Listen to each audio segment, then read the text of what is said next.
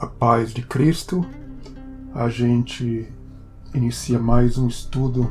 Nesse a gente vai falar sobre o Monte Sinai e a ligação com os querubins, com o anjo e com o Jardim do Éden. E antes disso, quero até mostrar esse site onde já mostrei em vídeos anteriores, o Aleph Beta, um site de judeus. Eu sei que tem vários cristãos também que visualizam e seguem ele. E interessante, nesse vídeo, nesse estudo que ele faz, se vê que são de várias partes, né? É sobre as duas árvores ali no Jardim do Éden. A árvore do conhecimento do bem e do mal e a árvore da vida. E ele vai mostrando como a Bíblia parece indicar que essas duas árvores são, na verdade, a mesma.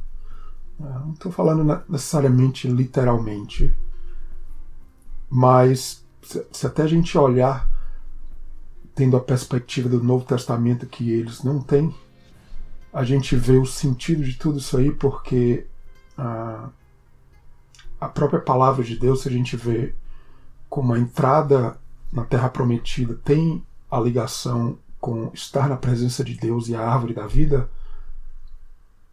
mas, por outro lado, o crente, né, não só do Antigo como do Novo Testamento, pode estar seguindo a letra, tentando inclusive seguir a palavra de Deus, mas estando na letra vai achar a morte. É o que o Novo Testamento fala quando Paulo até diz que a letra mata. Então a Bíblia é uma coisa boa ou é uma coisa ruim? É uma coisa boa ou uma coisa má? Depende muito dos olhos, de como a gente vê. Não diria necessariamente que é uma coisa má, mas é claro que a pessoa na letra, ela pode até matar. Não foi assim que Paulo fez. Não foi assim que muitos outros fizeram e muitos outros ainda podem fazer hoje com a religião em geral, não só o cristianismo.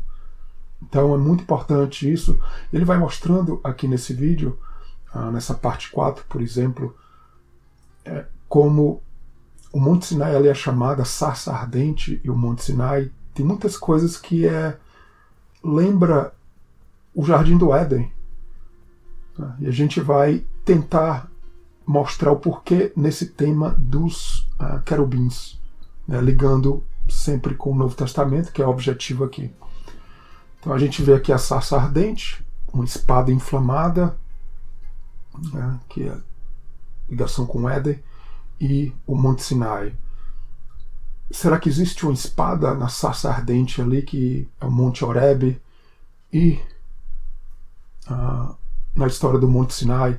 A gente vai ver algumas coisas que são fáceis de interligar as histórias, né, a sarça ardente, o Monte Sinai, com a história do Jardim do Éden, porque a gente vai ver fogo, vai ver uma árvore com fogo, a gente vai ver um anjo no Éden, um querubim, e tem outras coisas que aparentemente não estão muito claras, mas é como Deus realmente esconde. E é claro, vai chegar um momento que isso tudo vai estar mais disponível, mas quando a gente tem essa possibilidade de entender isso, é realmente maravilhoso fazer essa ponte do Antigo com o Novo Testamento. E é isso que a gente vai conversar aqui. Veja só essa palavra no hebraico aqui, que a mesma grafia, mas com a pronúncia um pouquinho diferente, ela pode significar o Monte Horebe, como ela pode significar espada. Até uma palavra que significa algo seco também. E a gente vai ver um pouco a história de Josué no capítulo 5, quando o povo vai entrando na Terra Prometida e parece algumas coisas bem parecidas com a sarça ardente. Então o início da caminhada, a chamada de Moisés, e o final, vamos dizer assim, na entrada da Terra Prometida, mas ali já com Josué, não com Moisés. Bastante interessante e vai nos clarear, acredito, muitas coisas para esse estudo também dos querubins. Então, o Éden versus o Monte Sinai. Aqui em Gênesis, no capítulo 3, versos 1, 2, a gente vai mostrar alguns outros versos aqui. Só versos essenciais, a gente não vai aprofundar em coisas e tópicos diferentes, a gente vai tentar ser bem específico aqui. Então a gente vê que naquele contexto do Éden, é toda a questão de comer, a palavra aqui em vermelho, né? A palavra em verde aqui ligada à árvore, né? No Monte Sinai ou ali na sarça ardente a gente tem uma sarça. Então preste atenção nesses temas que estão interligados, né? E ao final do capítulo 3 a gente vai ver os querubins, oriente do jardim do Éden, com uma espada inflamada, depois que o homem ali peca, o homem e a mulher desobedecem. E veja só, a palavra, justamente aquela palavra no hebraico que eu mostro, né, a palavra espada, a gente vai ver essa coisa engraçada, que essa mesma palavra no hebraico, a grafia dela, não necessariamente a pronúncia exatamente, porque o hebraico tem as vogais que não são letras, são esses símbolos aqui embaixo, que na verdade é o hebraico mais novo, né? Isso antigamente nem existia. Mas isso dita a pronúncia, que inclusive, para falar a verdade, a gente nem sabe exatamente como era pronunciado antigamente, principalmente depois ali do cativeiro da Babilônia, enfim. Só espada inflamada, todo esse contexto de fogo, espada, anjo, né, querubim, árvore, comer. O que a gente vê no Êxodo, no início da jornada para a Terra Prometida, na chamada ali de Moisés, né? Agora não espada, veja só, não uma espada, mas um monte, Horebe, né? Horebe, mesmas letrinhas, né? Uma coisa interessante. Moisés e seu sogro, que era sacerdote em Midian, e aparece ali aquele anjo em uma chama de fogo no meio da sarça, ou seja, uma árvore queimando, mas não era consumida. Consumir, na verdade, Deus é um fogo consumidor. A gente vai ter versos que vai mostrar isso. Na verdade, a palavra comer, que a gente viu até no Gênesis, né? Consumir, comer, devorar. É interessante, né, esse tema. Então, a gente vai vendo todas essas ligações, e é o que aquele vídeo e outros do Aleph Beta falam, eles conseguem ver, e é o que aquele vídeo ali do Aleph Beta vai falando, porque eles conseguem ver, eles estudam a fundo aquela linguagem, ficam repetindo, né, principalmente a Torá, os 5 primeiros livros, então eles percebem tudo isso aí, coisas que, eu posso dizer, Deus deixou lá, realmente para a gente perceber, talvez não a gente, cristãos, agora, necessariamente, mas acredito até que um dia vai ficar tudo isso muito claro, e a tecnologia vai evoluindo, e o IA, a inteligência artificial que está vindo, enfim. Então, a sarça que não se queimava, né, na verdade não se queimava assim, estava queimando, mas não estava queimando, como é que é isso, né? Não se consumia, e Deus a livrada no meio da sarça, dizendo Moisés, Moisés, e ali vem a chamada. Veja só, nessa chamada também há algo interessante que a gente vai comparar com Josué 5, antes do povo entrar na Terra Prometida. Aqui no início, Moisés pediu ali para ele tirar os sapatos, né? Um lugar santo. Monte Horebe, que seria ali o Monte Sinai, onde o povo iria chegar ali depois da saída do Egito. Que tem muita ligação com o Pentecoste, outros estudos aqui no canal a gente mostra isso. E agora veja só, é o Monte Sinai que está pegando fogo. Veja só, não mais uma sarça. Até o nome aqui eu falo em outros estudos, como o próprio Aleph Beta mostra isso. O próprio Aleph Beta mostra isso como o nome Sinai parece muito na escrita original com a sarça. Enfim, não a sarça fumegando, agora é um monte fumegando. Primeiro a sarça fumegando, tudo aquilo ali. Agora um monte, e a gente vai ver que depois, outros estudos aqui eu também falo, também o Aleph Beta fala sobre isso, como essa experiência toda encaixotada, vamos dizer assim, no tabernáculo, onde o tabernáculo vai ser onde a glória de Deus vai aparecer. Então, tem toda essa ligação com os sacerdotes, porque o estudo aqui dos querubins a gente fala como os sacerdotes estão herdando essa bênção da primogenitura. A gente vê no Apocalipse, serão um reino de sacerdotes, vão reinar com Cristo, vão herdar essa bênção de servir e guardar que foi dada ali para Adão e Eva. E em parte passada aos anjos, aos querubins. E veja só aqui em Êxodo 19, 24, a gente vê esse tema de sacerdote. É bem interessante ligar essa questão de Moisés e Arão, que são da tribo de Levi. E a gente já vai mostrando aqui outros detalhes, onde tudo ali, Moisés chamado ali, o povo fica com medo, ele vai ao topo, né, a cabeça, ao cume do monte. Então toda essa ligação, quando a gente liga isso com o Novo Testamento, o livro de Hebreus, muito forte nisso, a gente vai ver que realmente é a transformação da mente. E a gente vai ver que tanto a sarça ardente, como o Monte Sinai e como o tabernáculo, falam de uma pessoa, é claro, de Jesus e, é claro, do crente. Né? Somos o corpo de Cristo, esse templo de Deus. Então é a transformação da mente, que é o símbolo também no Santo dos Santos, onde os querubins, por sinal, estão ali separando ali as cortinas. Geralmente, veja que querubins é outra coisa que o Aleph Beta fala, eles estão ligados a alguma coisa, a separação, porque são guardiãos ali da árvore da vida, estão nas cortinas do tabernáculo, do templo, por sinal. Inclusive no templo tem outros detalhes lá que Davi, por revelação, fez. E veja só a glória de Deus, de Yahweh. O Senhor repousou sobre o Monte Sinai, a nuvem o cobriu. Então eu mostro aqui, como outros estudos, até eu não vou me aprofundar em alguns detalhes, que mostram como essa glória, como fogo devorador, consumidor. Veja só aquela mesma palavra comer, né, comer no hebraico, todo esse tema de comer, né, porque a gente, pelo Novo Testamento, tem uma ideia bem melhor, né, porque o alimento é o alimento de Deus para nós, a palavra dele e tudo mais. De outra forma, ele vem para nos devorar. Os julgamentos dele, né, de Deus, vêm para nos devorar também, nos trazer a sua presença. Veja só o topo, o cume, a cabeça do monte, a palavra aqui, Rosh.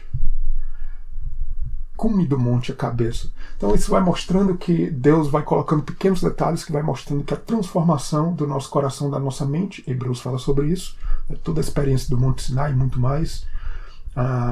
Então veja só que a nuvem cobre agora a tenda da congregação, a glória do Senhor, de Yahweh, enche o tabernáculo.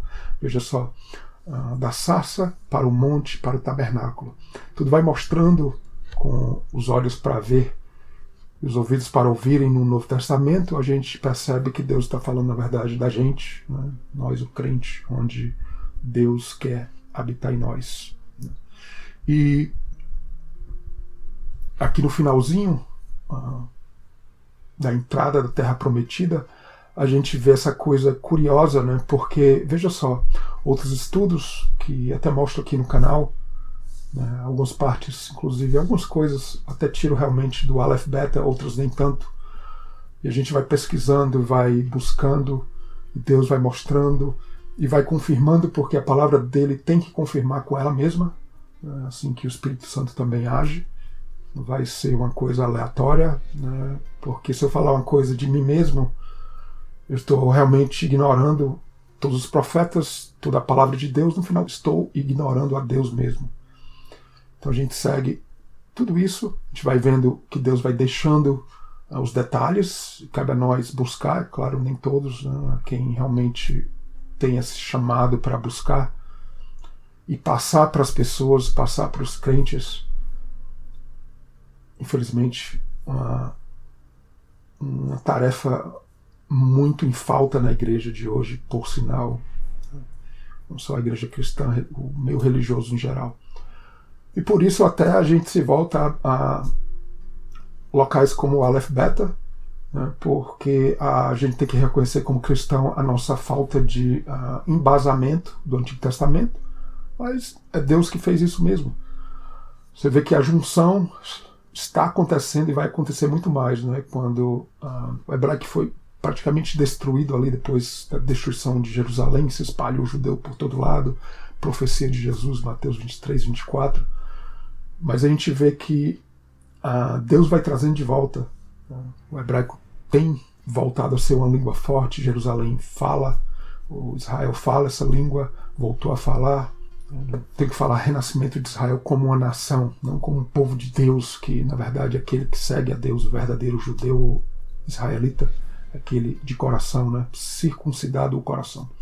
Mas enfim, na entrada aqui da Terra Prometida, veja só, a gente vê a questão de espada novamente, né? Um homem aqui que é um anjo, a palavra anjo não aparece, mas o contexto está aí, príncipe do exército de Yahweh, do Senhor, e Josué ali se prostra a ele, e ele fala, veja só, as mesmas palavras, ou muito similar ao que falou a Moisés: descalça os sapatos de teus pés, porque o lugar em que estás é santo. Veja só, e por que o lugar é santo? A gente vai concluindo e vai falar um pouco sobre os querubins.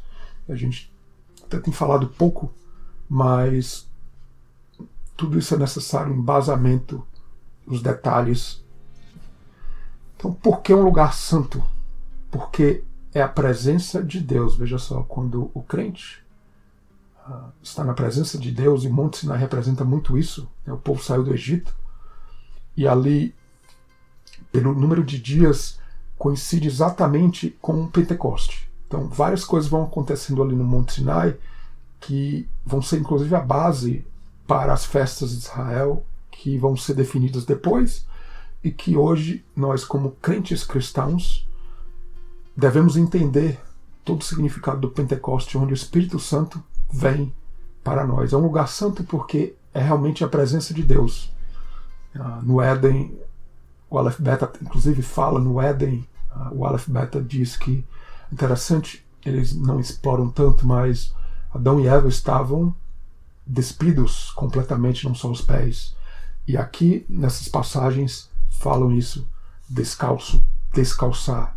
Realmente a gente sabe o contexto de tirar tudo que é humano, tirar tudo de nós, realmente para ver o Pentecoste ser estabelecido em nossas vidas, que o Espírito Santo, a presença realmente dele, não de uma forma apenas, eu falo em línguas ou o que, como o meio pentecostal e cristão muito explora, mas realmente ter a presença do Espírito, né? A gente entende a palavra de Deus, que tem todo esse contexto. É claro que é um pacote completo, Deus vai falando com a gente de várias formas, não vou desmerecer isso, mas talvez a parte principal, inclusive, é essa, é entender, né, ter a sabedoria, que a gente falou, inclusive, em estudos anteriores sobre isso, a sabedoria de discernir as coisas que Deus deixa escondidas,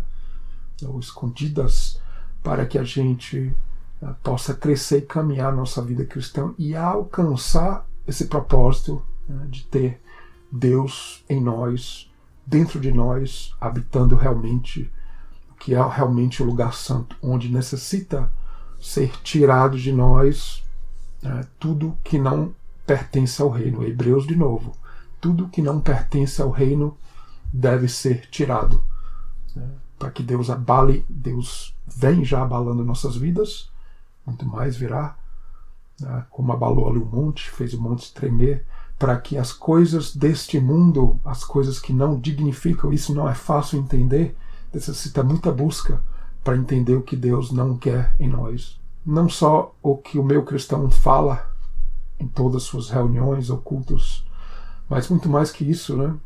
Porque seguir a Cristo verdadeiramente, a Deus verdadeiramente, não está em uma religião. Enfim, muito mais do que meia hora de estudo pode falar, mas a gente vai continuando dizendo aqui sobre os querubins e tudo isso, porque a sarça ardente foi uma chamada para Moisés. Interessante, voltando ali o Aleph Beta, ele fala até isso, o que seria ali a sarça, porque é uma árvore. Veja só que no Gênesis 3, Deus dá a instrução para, se a gente voltar aqui, me permita voltar aqui, ao final de Gênesis 3, os querubins para guardar. Então é dado a eles a função de guardar, que antes tinha sido dada a Adão e Eva. Mas a questão de servir, aqui o guardar, mas o trabalho, o servir, não foi estabelecido para eles. Então o Aleph Beta fala uma coisa bem interessante, né?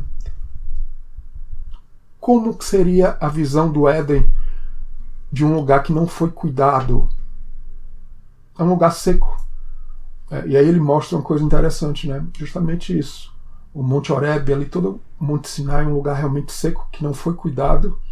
Cabe a nós a gente retornar a este posto, né, que Deus já está nos chamando para sermos guardiãos, né? Guardar, servir, guardar a palavra de Deus, não necessariamente um jardim físico, mas, como a gente vai ver o contexto depois no Antigo e Novo Testamento, guardar. O livro de João, inclusive, fala muito sobre isso. Como guardar. Inclusive, o livro de João é muito interessante, né? Porque a gente vai vendo todos esses temas, né, de Jesus vindo como a luz do mundo, volta tudo ali o Gênesis. A gente vai ver esse tema de árvore, de água da vida, a luz do mundo, e do bem, do mal, fala muito de vida. Então, na verdade, o livro de João, não só o Evangelho, como as cartas de João, falam muito, voltam muito ao Éden. É um estudo até que depois quero até fazer, porque é realmente impressionante. Então, tudo no Éden, não que não fosse, ou não que não tenha acontecido realmente, não é esse o propósito, mas são coisas que na palavra de Deus tem a sua tipologia e o seu significado espiritual. E veja só um quadro aqui para a gente encerrar nessa nossa conversa final, essa ligação do Éden com o Monte Sinai e Horebe ali, a sarça ardente também.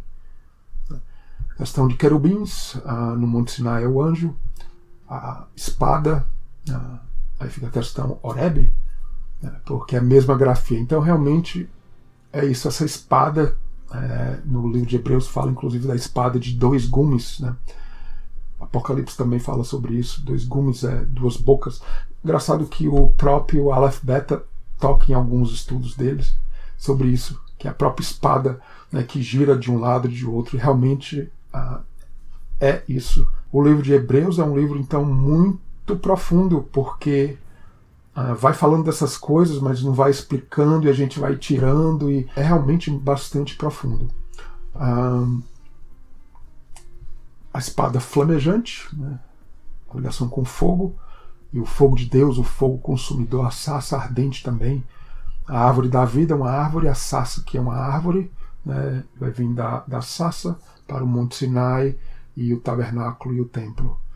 A questão de comer o alimento, Deus, um fogo consumidor, devorador, todo esse tema de comer, consumir. Por quê? Os julgamentos de Deus, veja só, a gente para entrar no Espírito vai vir com os julgamentos. Essa é toda a história do Apocalipse, a gente tem estudos aqui. Os selos, trombetas e taças falam tudo sobre isso. Como Deus vem julgando. Veja só, Apocalipse é muito mais do que apenas a gente ver desgraças acontecendo, quando tudo tem uma simbologia ali, onde Deus vindo e trazendo correções e julgamentos na gente. Por que o meu cristão e muito não vai entender ainda nesse momento isso? Porque na verdade Deus esconde, primeira coisa. Segundo, tem também a questão em que esse entendimento de tribulação, onde Deus traz os julgamentos para nós. É toda a ligação do Monte Sinai, veja só, como Deus vem, né, a própria sarça ardente. O que estava acontecendo com o povo lá no Egito? Estavam passando como a palavra até diz ali na Torá, como ali o Egito era a fornalha de fogo. Então a fornalha fala dos julgamentos de Deus, né? Como Deus vai vir e vai julgar.